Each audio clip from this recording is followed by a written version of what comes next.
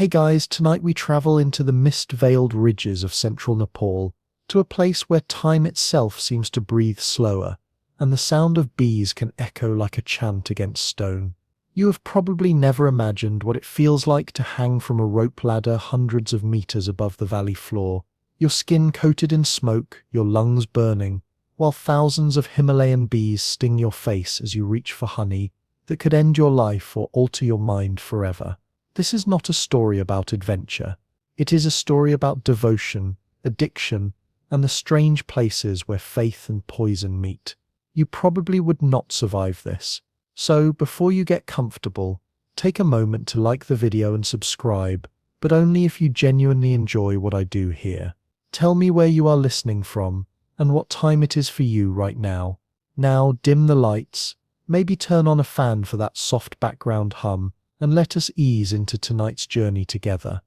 The boy was born in a stone house clinging to the side of a hill in Lomjung, where the terraces curve like fingerprints around the mountain. The mornings always smelled of wet earth and wood smoke, and when the sun rose, its light cut through the fog like the blade of an old memory. His father would sit outside, sharpening a knife on a river stone, the slow metallic rhythm mixing with the distant hum that rolled down from the cliffs. He used to say that the hum was the mountain breathing. It was not until years later that the boy learned the truth. The hum was alive, built from the restless wings of bees the size of a thumb, whose hives dripped with a honey that could make a man see the dead or hear the sky whisper. In the village, no one spoke loudly about the honey. It was treated like a spirit, something half feared, half revered. The elders said that a single spoon could make your blood dream. Too much, and it could stop your heart.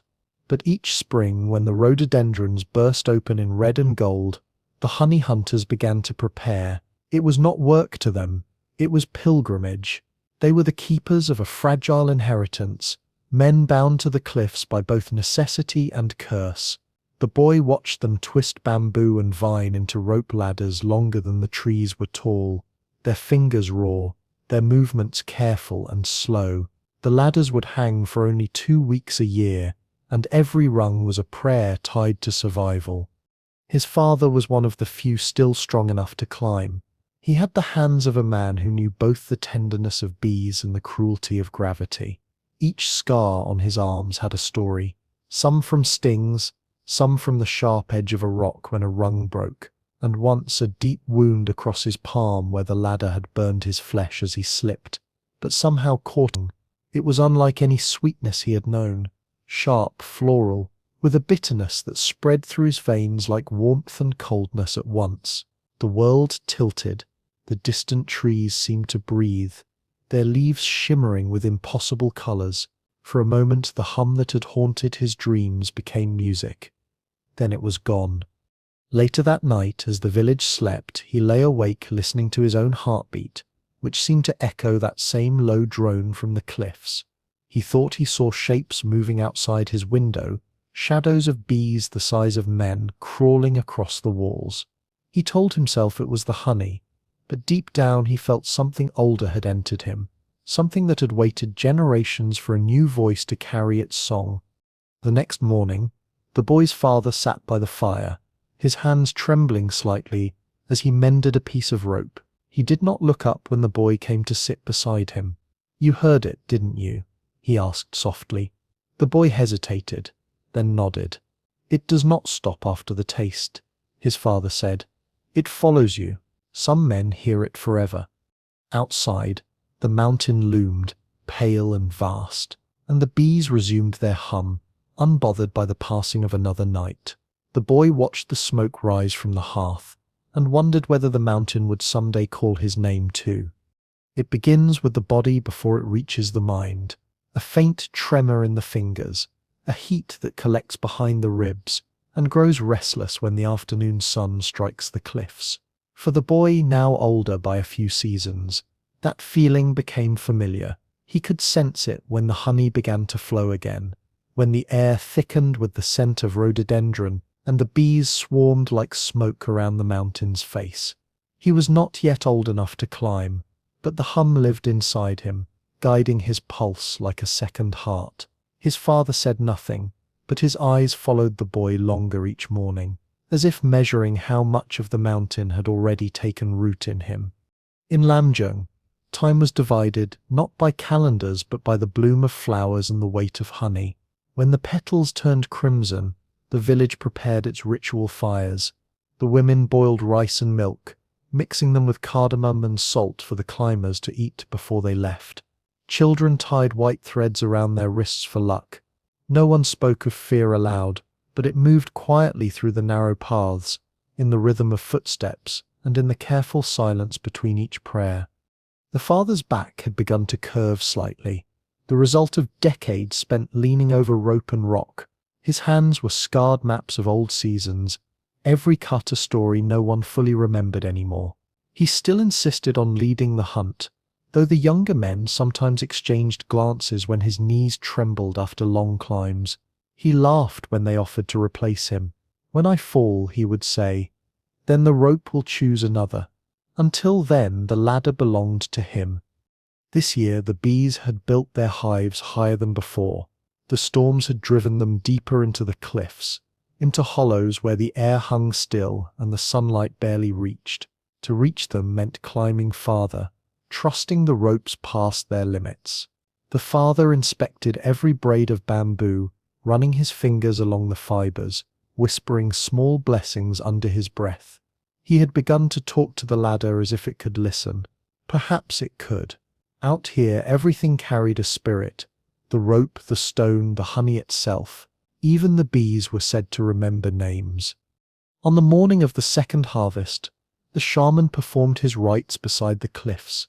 He drew symbols in ash across the hunters' foreheads and burned herbs that smelled sharp and metallic. "The mountain dreams," he murmured. "Do not wake it too fast." Some of the men nodded solemnly, others looked away. There had been accidents before, men lost in the fog, their bodies found days later with faces swollen and eyes glazed as though they had seen something too vast to comprehend. Those deaths were never blamed on missteps or stings. They were said to be callings. The boy watched from above as his father began the descent. The wind carried the sound of the bees, low, constant, like 100 voices murmuring from beneath the earth. He saw how his father's body moved with the ladder, how each shift of his weight seemed to calm the swaying ropes. Below, the smoke rose in slow spirals, reaching toward the dark clusters of hives that clung to the rock like organs of some sleeping creature. The cliff itself seemed alive, its surface pulsing with motion, bees crawling over one another in a shimmering sheet of gold and black. Then the moment arrived when his father reached the first hive. The boy could see the thin poles trembling in his hands, the blade glinting in the sunlight. He thought he heard his father humming, a deep, steady tone that blended perfectly with the sound of the swarm. It was the same melody he used to hum while mending nets or sharpening knives. A simple tune, but it had always carried the weight of prayer. The cut was smooth. The honeycomb broke free, spilling thick amber droplets into the air before falling into the waiting basket below. The smell spread up the cliff, intoxicating even from a distance. The boy's head swam with it. He felt the old pull again, that dizzy sweetness that blurred the edges of thought.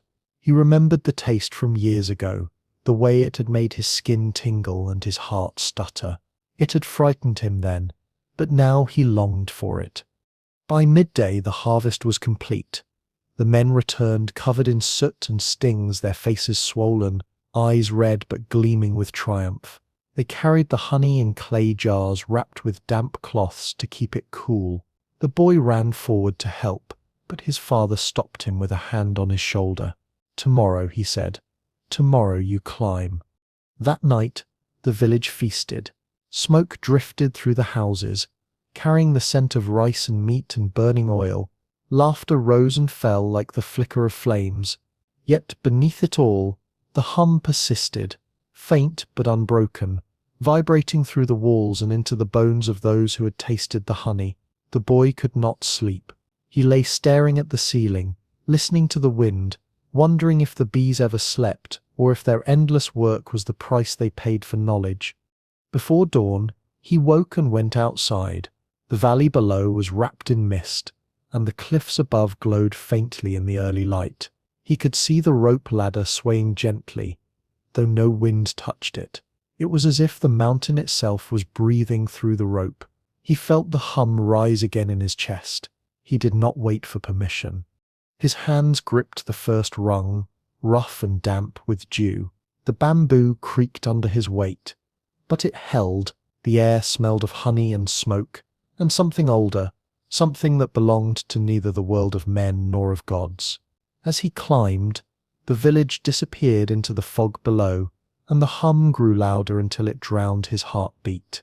The bees swirled around him in thick clouds, their bodies brushing against his skin like sparks. He wanted to close his eyes, to surrender to the rhythm of wings and wind. Halfway down, he looked to the side and saw the hives glistening in the light.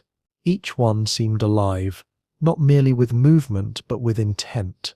The honey shimmered dark red, almost the color of blood. He reached out instinctively, forgetting the knife, forgetting the basket. A bee stung him on the wrist, then another on the cheek, but the pain only sharpened his focus. He brushed his fingers against the comb and felt it pulse under his touch, as if it had a heartbeat of its own. He brought his hand to his mouth before he could think. The taste hit him like lightning. Heat flooded his chest, the world folded inward. He saw his father above him, shouting, but the sound came from far away. The mountain tilted, the sky opened, and for a moment he felt as though he were falling, not through air but through time itself. He saw faces in the rock, wings made of smoke, rivers of honey flowing upward into the sun. Then everything went black. When he woke, he was lying by the fire, his father's shadow moving above him. The shaman was there too, pressing a cool cloth to his forehead. His mouth burned, his pulse slow and heavy. The old man's voice sounded like wind through dry leaves. "He has tasted too early," he said. The mountain marked him.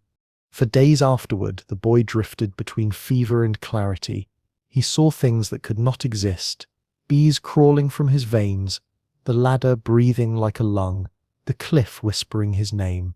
The others said it was the toxin, the grano compound that altered the heart and blurred the mind. But even when the fever broke, he could still hear the hum. It followed him into waking hours, quiet but constant, as though something inside him had been rewired. His father avoided his gaze. Shame and pride battled in his expression. "Now you know," he said finally. "It is not just honey. It is hunger. Once it touches you, it never lets go." Outside, the bees gathered again, a black river against the white cliffs. The mountain was alive with sound, and though his body still trembled, the boy found himself standing, moving toward it, already longing for another taste of the madness that felt like belonging. The fever did not leave him quietly. It throbbed like a second pulse beneath his skin, whispering through the nights when even the dogs refused to bark. The boy, no longer a child yet not quite a man, found himself wandering the edges of the forest, following the faint trail of smoke that still drifted up from the cliffs where the last hunt had ended. His father's words, "It is hunger," echoed somewhere in the back of his mind, but the hunger was not only for the honey, it was for what the honey revealed, for the slow unwinding of self that came with it, like the sound of silk being torn in half. The others noticed his restlessness. The old shaman, who had spent decades pretending indifference to the madness that grew in men who climbed too often, began to watch him with an uneasy patience. Once he found the boy near the shrine, fingers sticky with sap, muttering to himself as bees circled his head. "They talk," the boy whispered, and the old man said nothing because he too had once heard that hums speak in words. In the months that followed, the monsoon rains came early, turning the mountain paths into streams. The terraced fields below the village shimmered with stagnant water, reflecting the sky in fractured pieces. The cliffs where the hives clung seemed impossibly far away now, unreachable. But the boy still dreamed of them, always the same vision, the ladder swaying above an abyss, the smell of honey thick in his throat, and something vast waiting behind the swarm. One night, during a storm, He woke to find his father gone. The door was open, rain blowing inside in fine silver threads. He followed the sound of chanting down to the old shrine, where the men had gathered around a fire that refused to die in the wind. His father was kneeling in front of the shaman, his face hollowed by exhaustion. "One more climb," he was saying. "Only one. The hives will not last another season." The shaman stared into the flames. "The mountain has already taken its price," he warned. "You will not return whole. Wonderfyth city was K's Entervision." By dawn, the decision was made. The last hunt of the season would begin at noon. Despite the wind and the rain, the boy insisted on going, but his father forbade it. "You have already seen too much," he said, and for the first time there was fear in his voice. But the boy followed anyway, keeping to the shadows as they made their way toward the cliffs. The path was slick, every stone gleaming with water.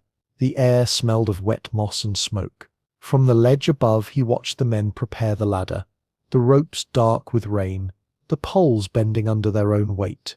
There was something ritualistic in their movements, a rhythm that had been repeated for centuries. Even the youngest among them, faces drawn tight with fear, moved as if guided by memory rather than instruction. When the first man descended, the wind caught the ladder and threw it sideways. He shouted, clutching at the rope until his fingers bled. The bees erupted from their hives in a black storm, drawn out by the smell of smoke and sweat. The sound was deafening, like rain, like fire, like the heartbeat of the mountain itself. The boy could not look away. Then his father stepped forward. No one tried to stop him. He moved slowly, deliberately, his body merging with the rhythm of the ladder, each step a whispered bargain between gravity and will. Below him, the cliff seemed to open like a mouth, swallowing him whole. The boy felt something break loose inside him. Without thinking, he ran. The other men shouted, but their voices were lost in the roar of wings. He reached the edge of the cliff, grabbed the rope, and began to climb down after his father. The bamboo was slick, his palms raw, but he kept going, drawn by the flicker of firelight below. When he finally reached the ledge where his father hung, he saw that the honey was already spilling out of the combs, thick and red, glistening like molten glass. His father looked up, eyes wild with exhaustion. "Go back," he gasped. "It is not for you." But the boy could not move. The hum filled his skull until he could no longer tell where his heartbeat ended, and the sound began. Something passed between them then, not words, but understanding. The father reached for another comb, his fingers trembling, his breath ragged. The boy reached to steady him, but the bamboo shifted, the rope twisted, and the world turned sideways. There was a sudden, sharp snap, one rung breaking free. The father's body lurched forward. For a moment he hung suspended, as if time had forgotten to continue. Then he fell. The boy screamed, but the wind swallowed the sound. The bees scattered, the smoke thinned, and the ladder swung violently against the cliff. Below, the river waited, silent and dark. By the time they found the body, the rain had stopped.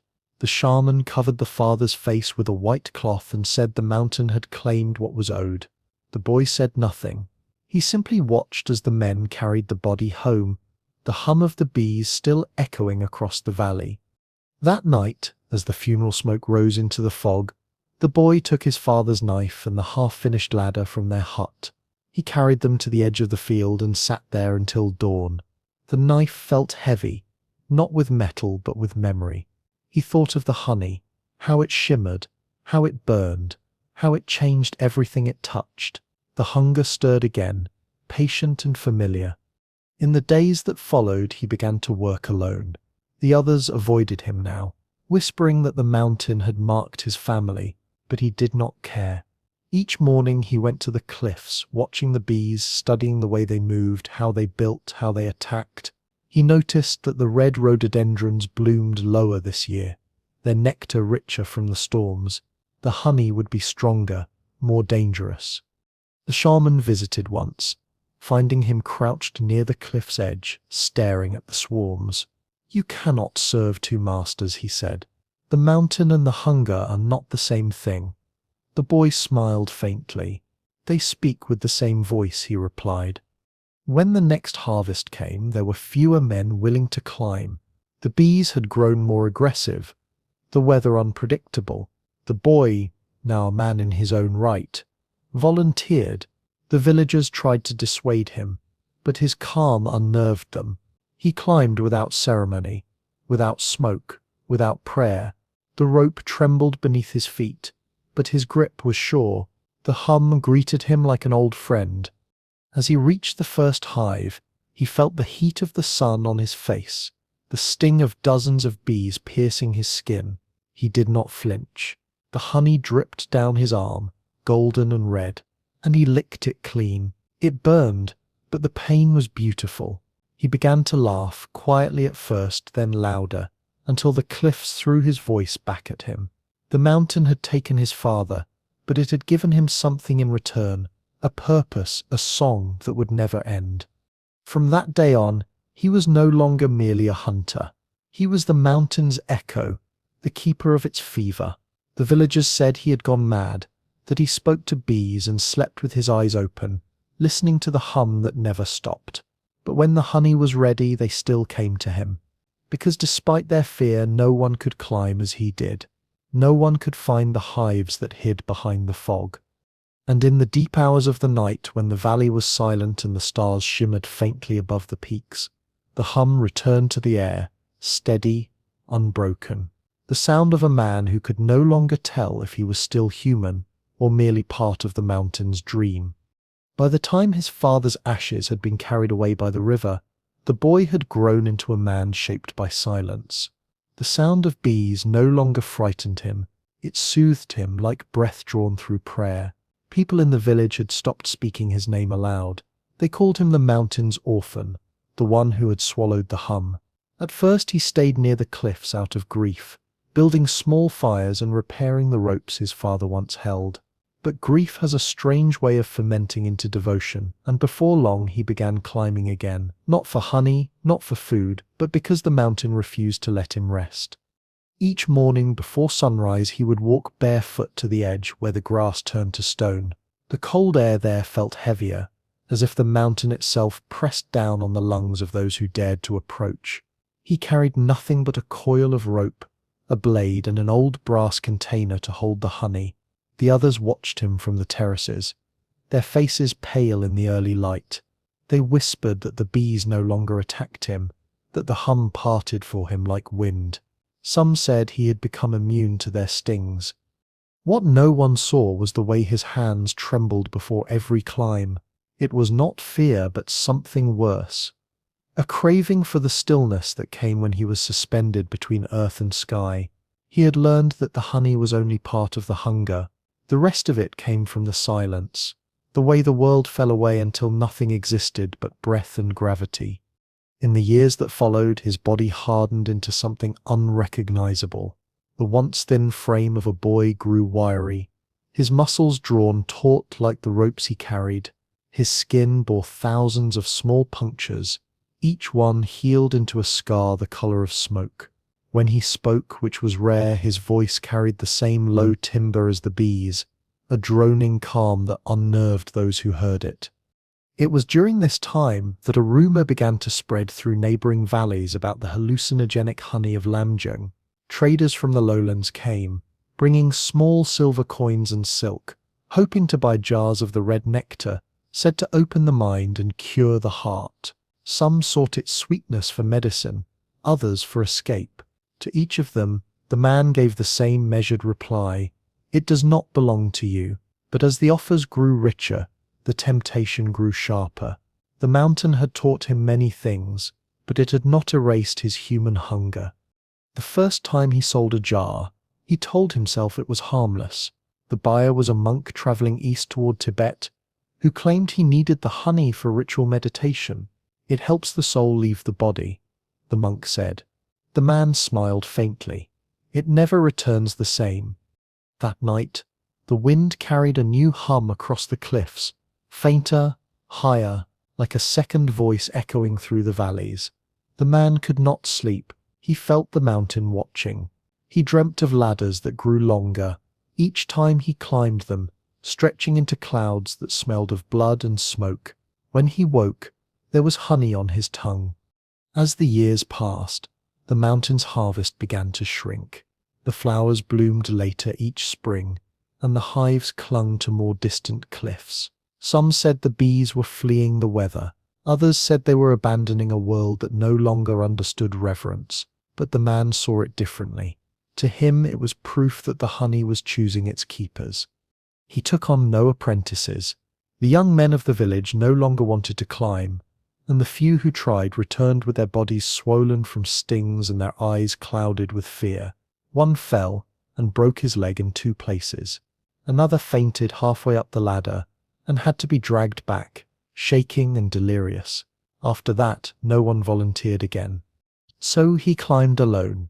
He spoke less and less until the villagers began to forget the sound of his voice.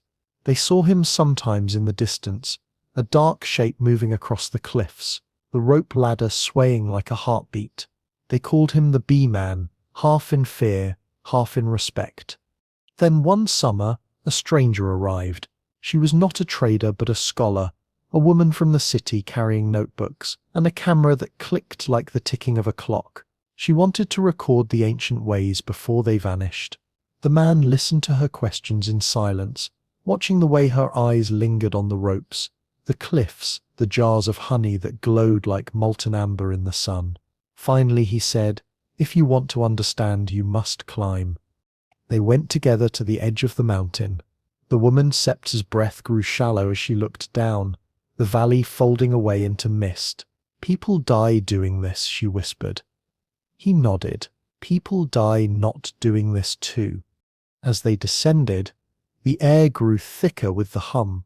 She flinched as the first bees struck her veil, their stingers catching in the fabric. The man moved with slow precision, his hands sure, his movements almost tender. He cut the first comb and handed it to her. "Taste it," he said. She hesitated, then brought it to her lips. Later, when they reached the ground, she vomited until her body shook. Her eyes rolled back, and for a moment she murmured words in a language neither of them knew. When she woke, she was crying. "I saw him," she said. "Your father." The man's face went still. He asked why you were still climbing. She left the village the next morning, her notebooks forgotten by the fire. The man burned them without reading. That night he dreamed of his father standing on the cliff, his eyes made of light, his mouth full of bees. When the rains returned, he stopped eating. The villagers brought food to his hut, but he left it untouched. He spent his days weaving new ladders, longer and thinner than before. "You cannot climb forever," the shaman warned him. "Even the mountain sleeps." But he only smiled. "Then I will dream with it." The last time anyone saw him alive was at dusk. He was standing at the edge of the cliff, the rope ladder coiled around his arm, the sky burning orange behind him.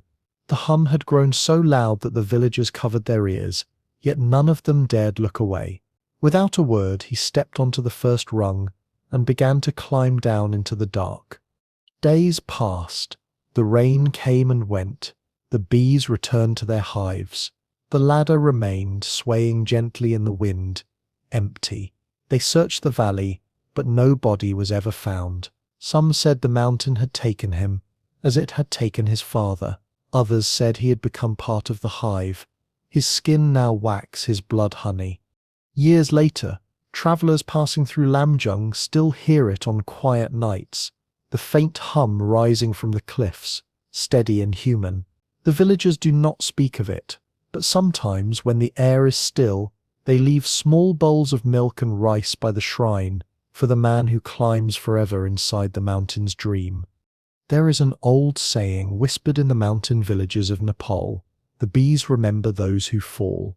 Long after the body disappears, they say the swarm will hover above the place of death, forming a shadow that hums through the seasons. In Lamjung, that hum never faded. Even after years had passed since the bee man vanished into the cliffs, villagers claimed to hear him at night, a sound between chanting and wings, circling above the forest like a restless soul that refused to settle.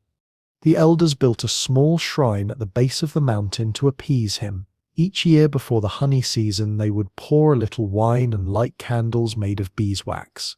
Some nights the candles flickered without wind, and people would whisper that the bee-man had returned to bless or to warn the living. But by then, few still believed in blessings. The modern world had reached even these high cliffs, carried by new roads and the thin cables of cell towers that now punctured the horizon. Traders came with plastic jars and machines that could harvest honey without climbing. They offered to buy the hives in bulk, to move them to safer ground. The young men laughed, saying they would rather sell their stories to tourists than risk their lives for something that could be bottled and branded. Tradition, they said, was too heavy to carry up a mountain. But one among them did not laugh. He was a boy of 15, quiet, wide-eyed, with the same sharp cheekbones as the bee-man. He had grown up on the stories how his grandfather had fallen into the river, how his father had disappeared into the clouds. His mother told him never to speak of the honey, but blood remembers what words try to forget. The first time he heard the hum himself, he felt it pull at the center of his chest like a thread tightening. The boy's name was Arun. He would follow the sound to the cliffs after school, his sandals slipping on moss, his breath quick with both fear and anticipation.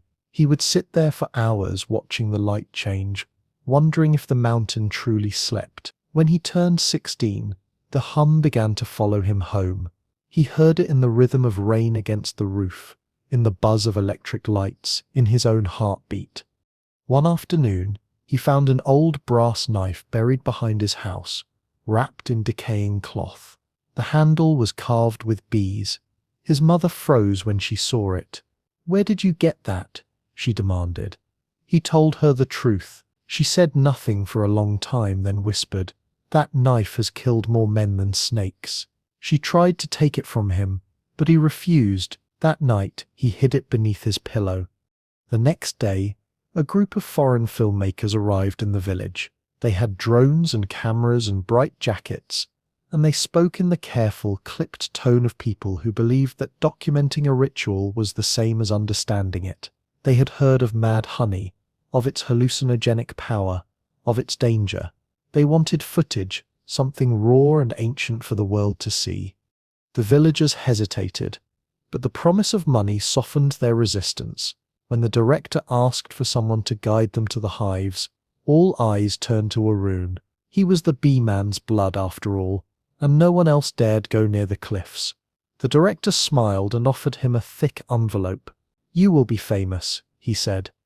That night, Arun dreamed of his father, thin, pale, his eyes glowing faintly in the dark. "They will not understand," the ghost whispered. "The honey does not forgive." When Arun woke, the knife was warm beneath his pillow. At dawn, they set out with ropes and cameras. The cliffs shimmered under a white mist, the forest dripping with dew.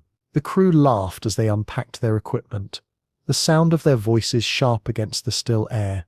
A run led them to the ledge where the last hive clung, a massive black slab, pulsing with life. He told them to stay back, but they crowded forward, eager for the perfect shot. He tied the rope to a tree, tested the knot, and began to climb. The bamboo ladder was gone, replaced by modern nylon, but it swayed all the same. The bees stirred as he approached, their hum deepening into a low, furious tremor. From above, the camera followed his every move, zooming in on his face, on the knife glinting at his belt. When he reached the hive, the smell hit him, sweet, bitter, metallic. His father's smell. He pressed his palm against the comb, feeling it throb like flesh. The bees crawled over his skin but did not sting. The hum became words. "Do not feed them." He hesitated, then cut a piece of the honeycomb and dropped it into the basket below. The director cheered. The others clapped. Arun climbed down slowly, his fingers shaking. He could feel the hum crawling up his spine now, inside him, louder than thought. When he reached the ground, the crew surrounded him, thrusting the honey toward their mouths. "Try it," someone shouted. "It's safe." He tried to warn them, The words caught in his throat. One of them scooped a full spoonful and swallowed. Another followed. Within minutes their laughter faltered. The director's face turned pale. His pupils widened. "Do you hear that?" he murmured. "The air is singing." He stumbled, grabbing at the trees. A woman screamed as bees swarmed from nowhere, drawn to the scent of the honey. The swarm hit them like smoke and sound. Cameras fell, lenses shattered. Taran tried to drag them away, but the bees were everywhere, inside hair, under clothes, crawling into mouths. The hum was deafening. Someone ran toward the river and slipped, vanishing into the current. Another collapsed, eyes rolled back, lips trembling with words that were not his own. Taran swung the knife wildly, trying to clear a path, but the bees ignored him. They were feeding. By the time it was over, the forest was silent again. The survivors fled, leaving their gear behind. Arun stood among the broken cameras and crushed hives, his body covered in stings. The honey dripped from his hands, darker now, almost red. He felt no pain, only a strange calm. When the villagers found him that evening, he was sitting by the shrine, his eyes vacant, his mouth moving in a slow murmur. "They wanted to see," he said softly. "Now they will never forget." The story spread quickly. The footage recovered from the wrecked cameras showed only fragments, flashes of bees, screams, a glimpse of Arun's face staring directly into the lens, his eyes glowing with reflected firelight. Authorities called it a tragic accident. The locals said the mountain had defended itself. In the years that followed, no one dared climb the cliffs again. The hives multiplied, growing so large that they dripped honey down the rock like veins of molten gold. Travelers who ventured near swore they heard a whispering hum that grew louder the closer they came, until it drowned out thought itself. Some nights when the moon rose red over Lamjung, the villagers claimed to see two figures moving along the cliffs, a man and a boy, both barefoot, both carrying knives that shimmered in the dark, and those who lingered long enough to listen said the hum was no longer angry. It was singing, because perhaps the bees do remember, and perhaps in their strange wordless way, they forgive only those who never stopped listening. The rains had not stopped that season. Sheets of silver fell from the clouds for weeks, swallowing the paths and rotting the roots of the rhododendrons that had once painted the cliffs red.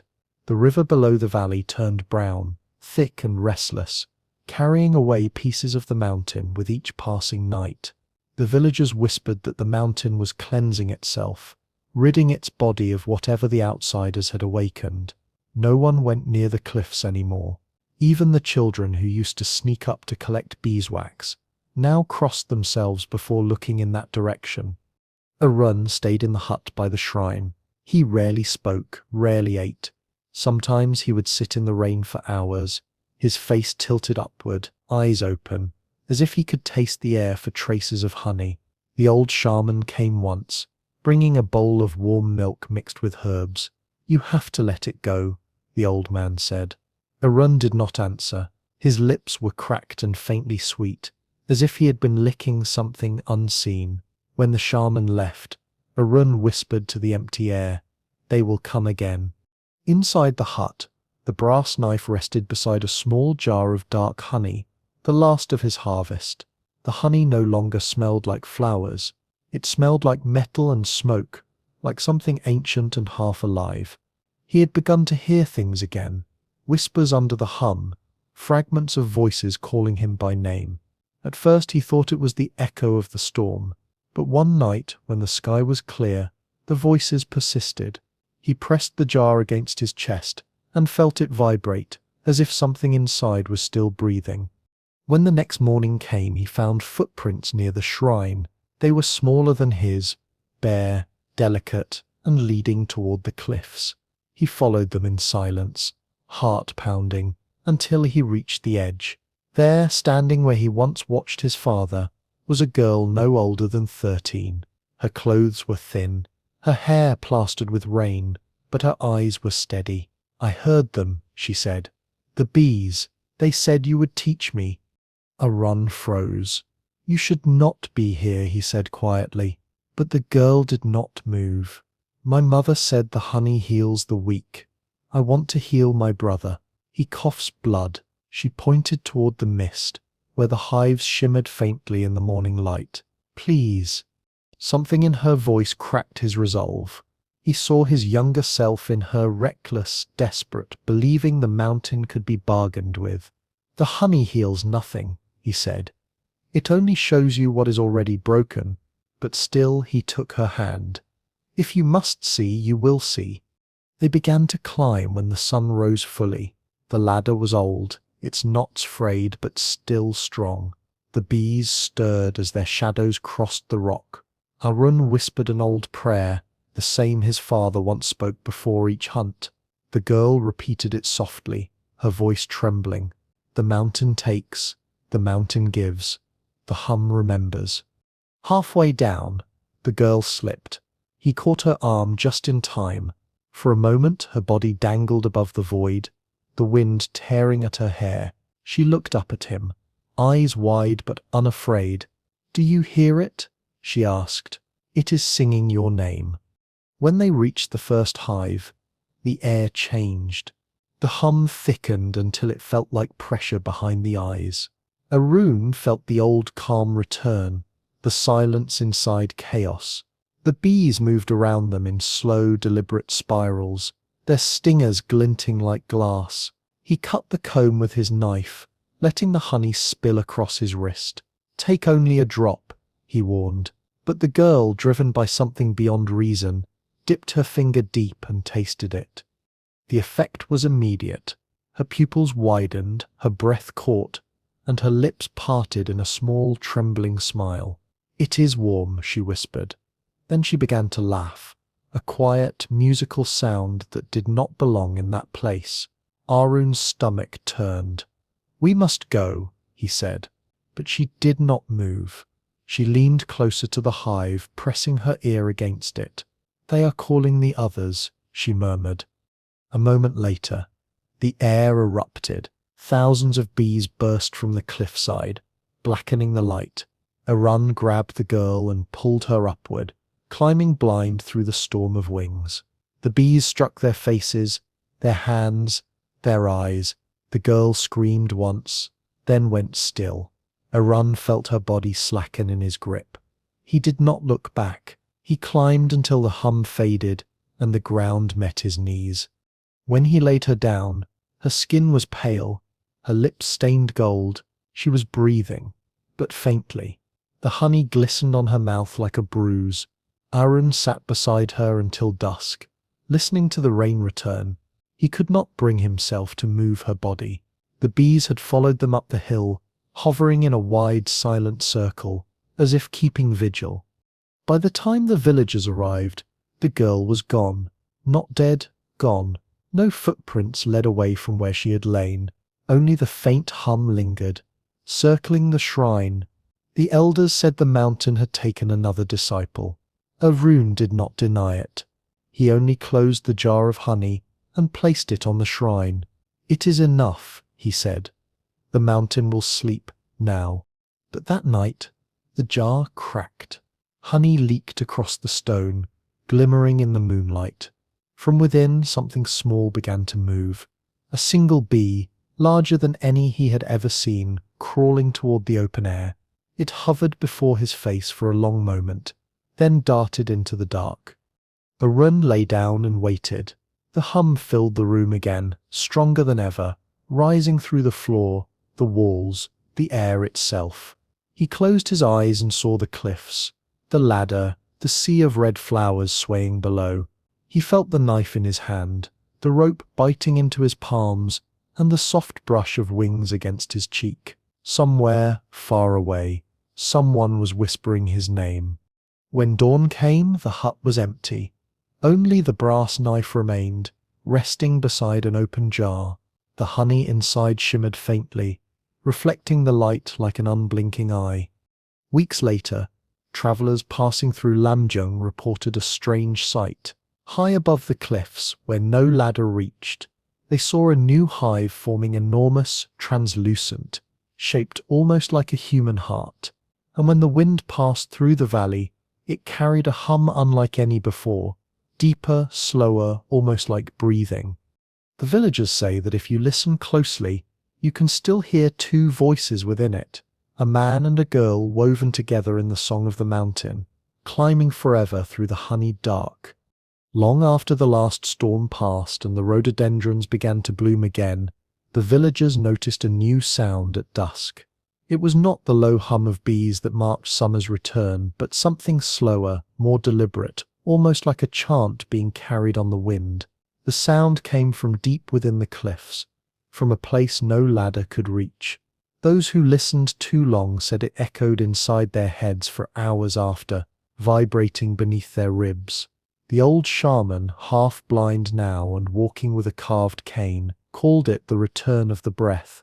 To him it was a sign that the mountain had woken once more.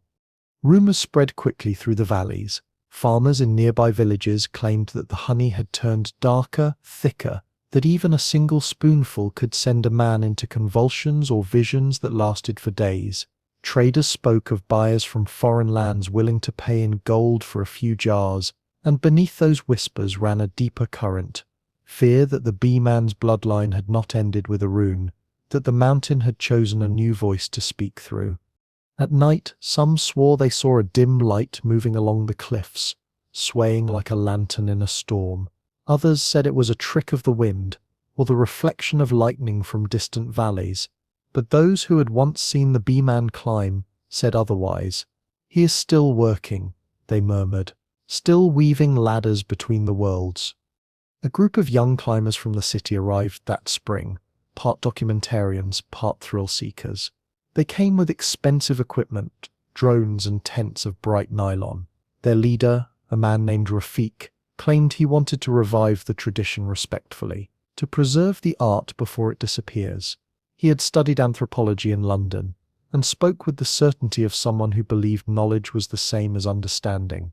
The villagers warned him not to go near the cliffs, but he smiled in the way city men do when they think fear is superstition. "We will leave offerings," he promised. "We will not offend your spirits." The night before their climb, Rafik and his team held a small ceremony at the shrine. They poured milk over the stones and lit candles of imported wax. The flames trembled in the wind, refusing to hold steady. One of the villagers, an old woman who had known Arun as a child, approached them quietly. "If the bees come before dawn," she said, "you must not look up. They remember faces." The team laughed it off, though one of the younger men looked uneasy. At first light, they began their ascent. The mist was thick, wrapping around them like smoke. From the base of the cliff, the hives were visible only as faint golden patches glimmering through the fog. The air was heavy, warm, and alive with movement. Rafik instructed his cameraman to start recording, his voice calm, professional. "This is history," he said. But as they climbed, the sound changed. The hum rose in pitch until it became almost musical, a steady tone that pulsed through bone rather than air. The younger climber stopped, pressing his hands to his ears. "It's inside my head," he said. Rafik told him to keep moving. The rope stretched and swayed as they reached the first ledge. The hives there were immense, larger than any they had expected, each one glowing faintly from within, as if lit by hidden embers.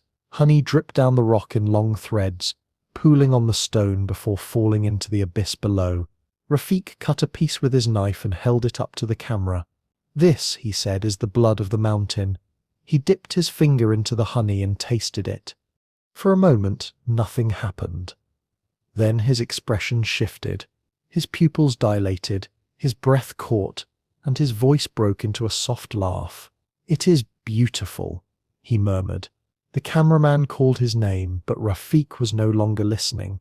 He turned his head slowly toward the mist. "Do you see them?" he whispered. "They are climbing too." The others followed his gaze, but saw only fog. Then the sound began, the rustle of thousands of wings rising in unison. The swarm came without warning, pouring from the hives like smoke under pressure. The air turned black. Someone screamed. The rope jerked violently as one of the climbers lost his grip. The camera fell, spinning as it captured fragments of chaos, hands flailing, faces contorted, flashes of gold and red. By the time the villagers reached the cliffs, the rope hung empty. The team's tents were still pitched near the river, their contents untouched. The only trace of them was a single jar of honey left by the shrine, its lid sealed with wax shaped into the symbol of a bee. Inside, the honey was not gold but deep crimson, like fresh blood. The authorities came days later. They searched the area, sent drones into the cliffs, and found nothing. The official report called it an accident, equipment failure, poor visibility, perhaps a landslide. The villagers said nothing. They had seen this story before. The mountain had taken back what it was owed. Weeks passed, and the strange hum continued. Travelers passing through the valley claimed it followed them, faint at first, then louder, as if moving closer each night. Some said they dreamed of bees crawling across their skin, whispering in voices they recognized. Others woke to find honey on their lips, though none could explain how it got there. The old shaman, now too weak to leave his bed, sent for the youngest child in the village, a boy of no more than 8. He placed a small beeswax amulet around the boy's neck and said, "When the hum calls again, you must answer. But remember, it does not ask questions, it only takes." The boy nodded solemnly, though he did not understand.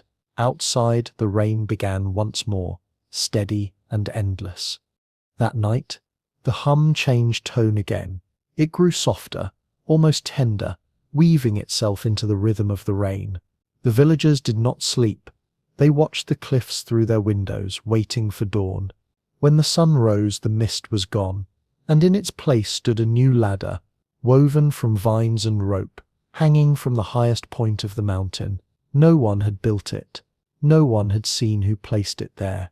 Yet it swayed gently in the morning wind, as if waiting.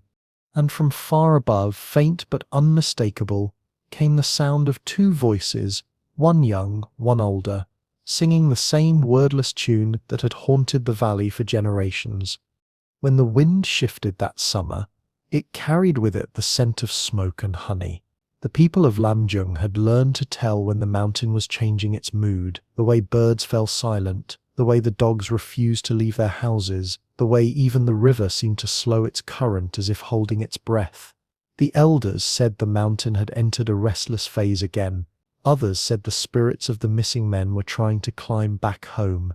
Whatever the reason, the hum was no longer steady. It quivered, broke, and returned, like a heartbeat interrupted by memory. The new ladder that had appeared overnight still hung from the highest cliff. It swayed but never fell, even when the monsoon rains came with thunder and landslides. Those who dared to stand beneath it said they could hear footsteps moving along its length, slow, deliberate, and impossibly high above. The shaman, before his final breath, warned them to destroy it, but no one dared. They believed that cutting it would be like severing the mountain's vein. Weeks passed and the forest began to change. The rhododendrons bloomed out of season, their petals the color of dried blood. The bees that gathered there grew larger, slower, their hum deeper and less frantic. They no longer feared fire or smoke. When villagers tried to light incense near the shrine, the bees hovered around the flames, their wings glinting gold in the glow. The smoke curled around them and seemed to feed them instead of driving them away. A traveler from Pokhara arrived one evening, a botanist named Dev who studied pollination cycles. He carried notebooks full of sketches and samples, and when he saw the cliffs, his eyes lit with a scholar's hunger. He had read of Lamjung's mad honey grayonotoxin, he called it, a neurochemical that could paralyze and hallucinate in equal measure. But it must be quantified, he told the villagers, smiling with certainty. Science can explain what myth only fears. They gave him a room near the shrine and warned him not to stay past dark. He nodded politely and ignored them. Every morning he climbed closer to the cliffs, taking samples of the flowers, recording the behavior of the bees. At first, everything obeyed logic. The bees collected nectar, the flowers responded to sunlight. But on the fourth day, Dev began hearing it. The low, rhythmic hum that did not belong to any swarm. It came from below the cliffs, pulsing in long intervals, like the breathing of something immense. He dismissed it as echo, a natural acoustic effect, but as dusk fell, the sound grew louder. His instruments began to tremble on the table. The honey samples he had collected started to bubble inside their jars, releasing a metallic scent that filled the air. Dev noted every change meticulously, his handwriting precise though his hand shook. Unknown resonance phenomenon, he wrote. Possible geologic origin. That night, he dreamed of climbing the ladder. The rope burned against his hands, and below him, the abyss glowed with honey, thick and luminous. Each rung hummed under his feet like a stringed instrument. Somewhere above, two voices sang in unison, a man and a child. When he woke, the air in his room was heavy and sweet. His fingers were sticky, though no jar had spilled. The next day, he decided to test the honey himself, just a drop on his tongue, for documentation, for understanding. It was bitter at first, then strangely cold. The effect came quickly. His vision blurred, the world tilted. He heard footsteps outside, though the door was bolted. The hum returned, closer now, vibrating inside his skull. "It is not sound," he murmured into his recorder. "It is thought." He stumbled outside, drawn to the cliffs. The ladder gleamed faintly in the moonlight, swaying though there was no wind. The bees gathered around it, not in chaos, but in formation, spiraling upward in perfect circles. Dev, half drunk on vision, reached for the first rung.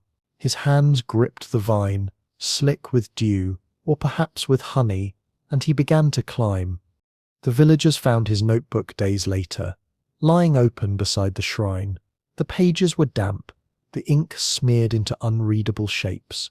His tent was empty, his equipment scattered, his shoes still by the door. Only one new thing remained, a small jar of honey sealed with a leaf, placed carefully in the center of his desk. Inside the jar, a single bee floated, perfectly preserved, its wings spread wide. By the end of that year, the forest around Lamjung was no longer recognizable. New hives had appeared higher than ever before, glimmering in the rock like veins of amber. The bees grew more numerous, their song deeper, slower, stranger. Travelers who passed through at dusk often reported seeing shapes moving within the honeycomb, faces pressed against the wax, eyes opening and closing, as though in restless sleep. The villagers avoided the cliffs completely now. They harvested their rice and kept to the terraces, pretending not to hear the hum that grew louder each night. But children are not easily bound by fear. A group of them began sneaking out after dark, drawn by curiosity and the faint shimmer they saw above the trees. They returned pale and silent, refusing to speak for days. One finally confessed that he had seen a man standing upside down on the ladder, his hair hanging toward the sky, his face covered in bees. He was smiling, the boy whispered. Soon after, the hum spread beyond Lamjung.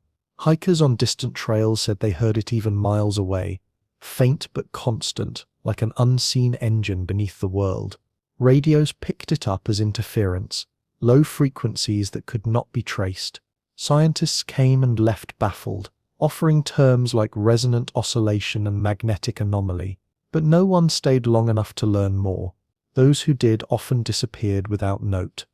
By the second year, the honey of Lamjung had become contraband. Smugglers carried it through the valleys in secret, selling small vials for hundreds of dollars to collectors who claimed it could cure despair or open hidden memories.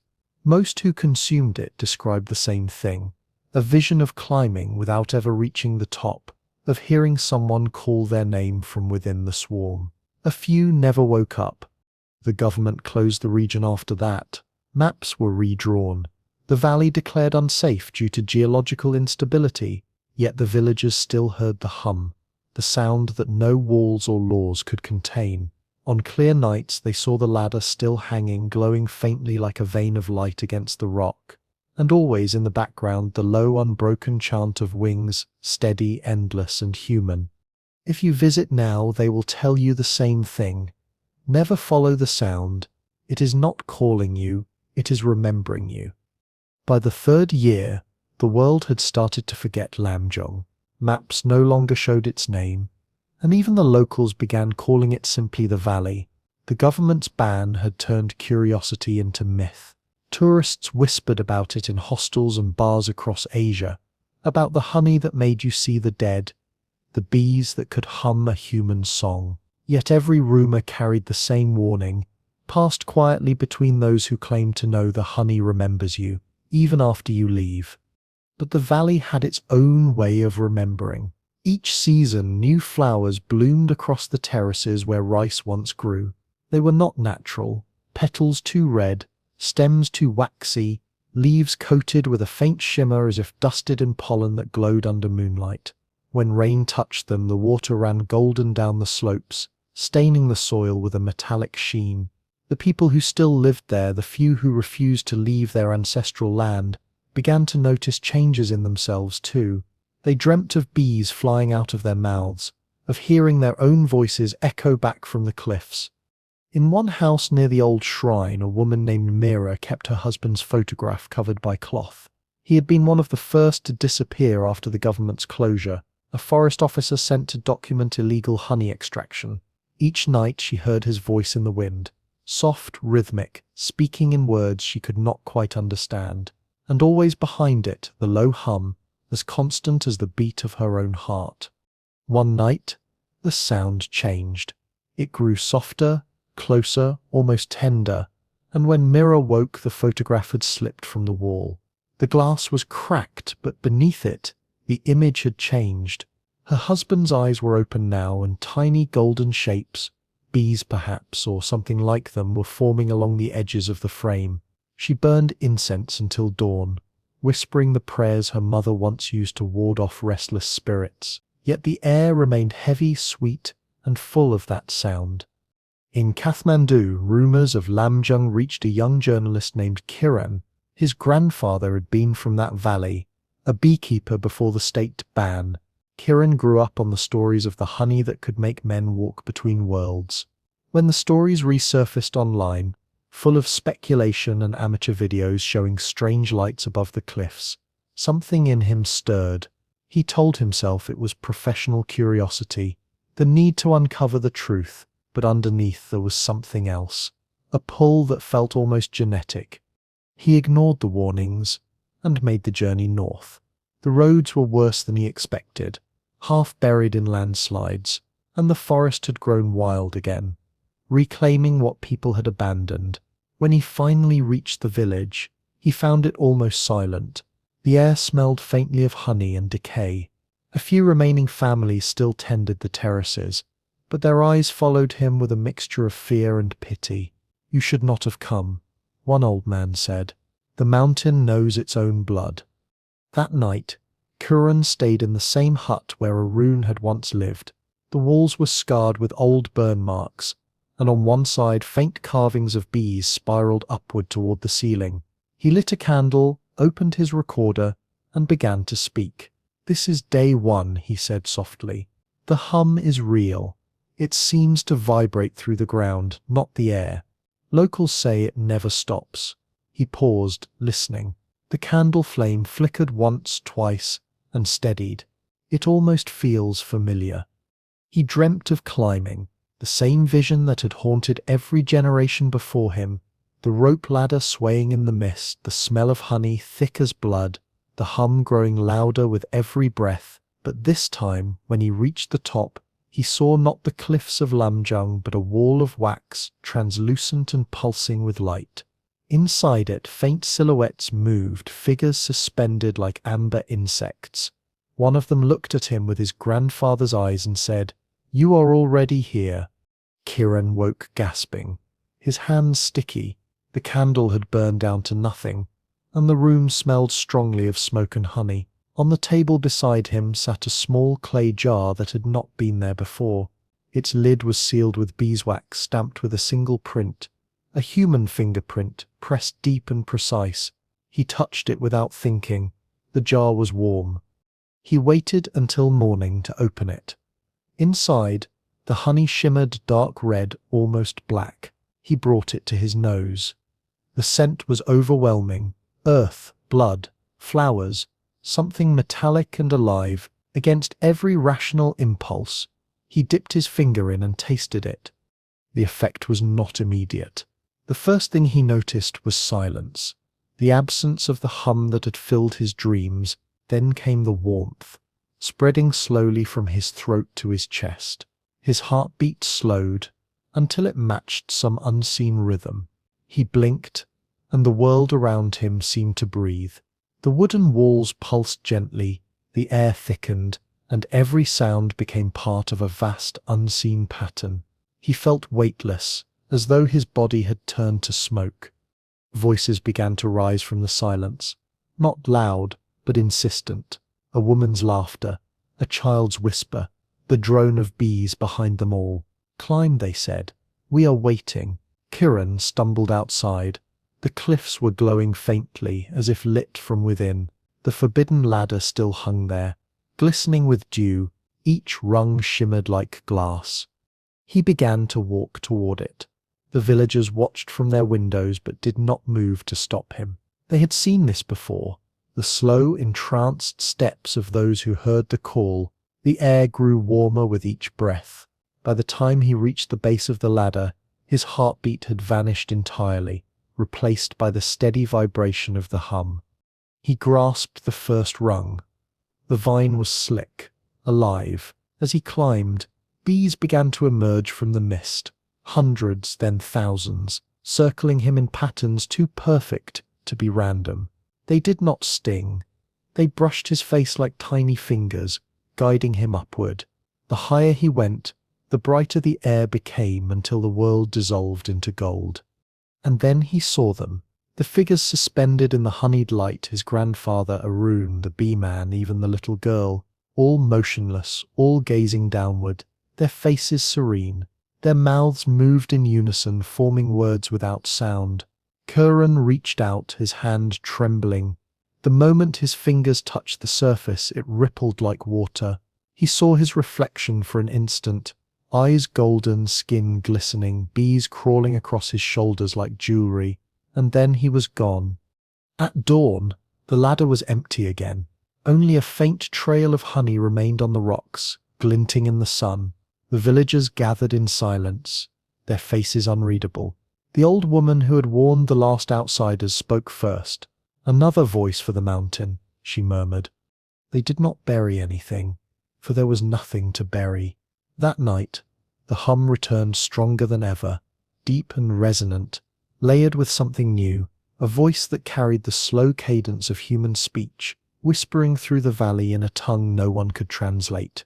Those who stayed long enough to listen said it sounded like a story being told from beneath the earth, one word repeating itself endlessly: home. And so the legend of the honey hunters completed its circle again, each generation swallowed by the same song, each voice folded into the hum that had no beginning and no end. The mountain did not kill them. It remembered them. They say the hum never truly stops in Lamjung. It only sinks beneath the noise of living. Even now, years after the valley was sealed from the world, the sound still finds its way through cracks in memory and signal. Sometimes it hides inside radio static, sometimes in the low vibration of airplane engines flying overhead. It has become the background rhythm of those who once heard it and survived, faint but constant, like a pulse buried under the skin of the world. No one lives near the cliffs anymore. The last families left after the river rose and swallowed the terraces, leaving only fractured stone and the skeletal remains of old rope ladders tangled in the trees.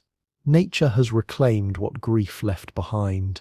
Yet when the sun sets over the peaks, the light still catches something reflective on the rock, perhaps wax, perhaps glass, perhaps the honey itself fossilized by time. And on nights when the wind turns warm, that scent returns, heavy, metallic, and faintly sweet, the perfume of both life and decay. There are few witnesses left who remember what happened in Lamjung. One of them is a man named Pasang, who was a child during the final harvest. He lives now in a government housing block on the outskirts of Pokhara, far from the mountain that raised him. His hair is white, his hands twisted by age, but when he speaks of those days, his eyes sharpen, as though the hum still reverberates somewhere deep inside. It was not madness, he says. It was remembering. The honey shows you what you were before you were born. He pauses after saying this, staring at his palms as if expecting them to tremble. That is why they never came back. They saw the beginning. Scholars have since tried to frame the story in safer language. They call it an environmental anomaly, a psychoactive pollination ecosystem, a folklore of isolation. Laboratories tested the few remaining samples of honey that filtered through black markets before the valley was closed. All of them reported abnormal concentrations of grayonotoxin, but also something else: traces of protein sequences not found in any known species of bee or plant. The data vanished before publication, sealed under government order. The researchers who collected it have since refused interviews. One of them, in a rare letter to a colleague, wrote, "The substance is not synthetic, but it behaves as if it were aware." In Kathmandu's archives, there are still reels of footage recovered from the last expedition, the one led by the journalist Kiran. Most of it is corrupted, the sound eaten away by static. But when you slow the last few minutes to 1/4 speed, you can make out something unsettling beneath the noise, a steady vibration, rhythmic and human, layered with dozens of faint voices. Technicians who cleaned the audio claimed to hear words forming in Nepali and English both, alternating phrases that seem to repeat, "We are not gone."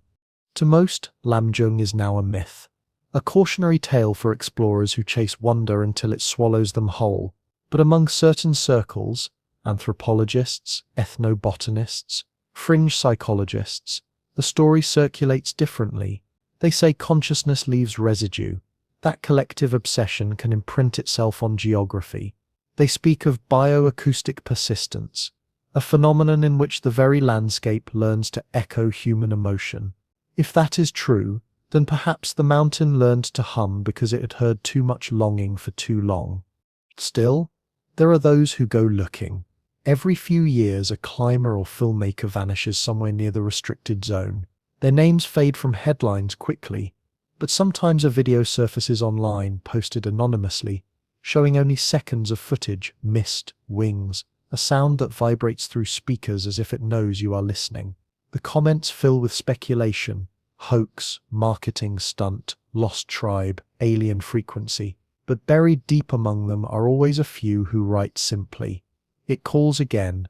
Last winter, a rescue helicopter passing over the Lamjung range captured something unexpected on thermal camera, a large formation on the cliffs where the old hives once hung. The heat signature pulsed rhythmically, expanding and contracting like a breathing lung. The pilot described it as amber-colored and semi-transparent, almost like honey. The footage was never released. Those who viewed it firsthand reported dizziness and nausea afterward, one describing a sensation of bees crawling beneath his skin for days. And yet, for all the speculation, the mountain remains silent to those who come without reverence. Its hum is selective. It listens first. The locals say that it only calls to those carrying an echo inside them, some unhealed grief, some unspoken hunger. To them, Lamjung is not cursed but sacred, a place where sorrow and sweetness coexist so tightly that neither can exist without the other. If you were to stand there now at the edge of that forgotten valley, you would find nothing extraordinary. Only mist, stone, the faint scent of nectar caught in the wind. But if you stayed long enough, if you waited through the stillness between breaths, you might hear it. Not a song, not a sound exactly, but a vibration that rises through your feet, through the soil, through your bones. You might think it is memory or imagination, and perhaps it is, because some stories never end, they only change frequency. Somewhere within that hum are all of them. The bee-man, his father Arun, the girl, the scholars, the lost climbers, woven into one continuous resonance, neither alive nor dead, simply suspended. They are the mountain's chorus now, whispering through time, through rock, through honey that never crystallizes. And if you listen closely, very closely, you may hear your own heartbeat sinking to it. It begins faintly, like the murmur of wind in a hive. Then, without warning, it steadies, perfectly matched, perfectly measured, and you realize that the mountain is not humming anymore.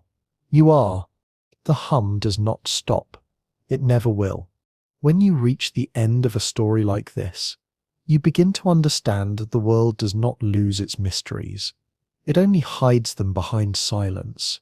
Lamjung was never a place of hallucination alone. It was a mirror, showing how wonder and fear often share the same reflection. The mountain was alive long before anyone tried to name it. The bees, the flowers, the men who climbed with nothing but rope and faith, they were all part of one unbroken rhythm that most of us have forgotten how to hear. There is something ancient in the way people chase sweetness, risking everything for a taste that will fade the moment it touches their tongue. Perhaps that is why we climb, why we push ourselves into places that should terrify us. It is not just about survival or discovery, it is about remembrance. Remembering that even in danger there is beauty, that every hum, every sting, every heartbeat carries the sound of the world remembering itself. Think of what it means to dedicate your life to something that can kill you, to wake before dawn, to braid rope by the light of a dying fire, to whisper to a mountain that might never answer. The honey hunters of Nepal are not reckless men. They are caretakers of a ritual older than language, older than myth. When they climb, they carry with them the prayers of their ancestors, and when they descend, if they descend, they bring down more than honey. They bring down a piece of the mountain's dream. Mad honey is not only a substance, it is an idea distilled into taste. That beauty demands a price. That enlightenment can burn. To those who have tasted it, the world does not return to normal. Colors stay a little brighter, silence feels heavier, and somewhere behind the noise of daily life, there remains a vibration, a memory of a hum that cannot be unheard. That is the true intoxication, not the hallucination itself, but the longing it leaves behind. What became of the last hunters? No one really knows. Some say they found peace in the hive, that their souls now hum within the cliffs. Others say they became part of the swarm, reborn as bees so they could guard what humans were never meant to find. But perhaps the truth is simpler. Perhaps they became stories carried in the mouths of those who dare to remember them. Because stories, like honey, are how the world preserves what it loves.